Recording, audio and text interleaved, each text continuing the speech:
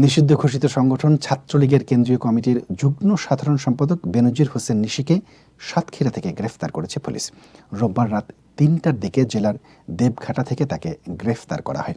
দেবঘাটা থানার ওসি হজরত আলী বিষয়টি নিশ্চিত করেছেন। তিনি জানান, গোপন সংবাদের ভিত্তিতে জানতে পারি নিশি দেবঘাটা উপস্বাস্থ্য কেন্দ্রের স্বাস্থ্য সহকারী রাশিদুল ইসলামের বাসায় অবস্থান করছেন।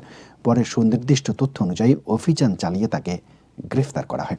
গ্রেফতারের পর নিশিকে ডিবি পুলিশের হেফাজতে নেওয়া হয়েছে। পুলিশ জানিয়েছে, তাকে জিজ্ঞাসাবাদ করে পরবর্তী আইনানুগ ব্যবস্থা নেওয়া হবে। জানা যায়, নিশি ঢাকা বিশ্ববিদ্যালয়ের বঙ্গমাতা শেখ ফজিলাতুন্নেসা মুজিব হল শাখার সাবেক সভাপতি।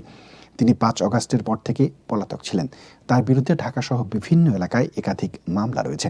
২০২২ সালের ২১ ফেব্রুয়ারি আন্তর্জাতিক মাতৃভাষা দিবস উপলক্ষে কেন্দ্রীয় শহীদ মিনারে ফুল দিতে যাওয়ার সময় ঢাকা মহানগর দক্ষিণ ছাত্রলীগের সাবেক ত্রাণ ও দুর্যোগ ব্যবস্থাপনা সম্পাদক মোহাম্মদ ইয়াসিনকে মারধরের ঘটনায় আলোচনায় আসেন নিশি।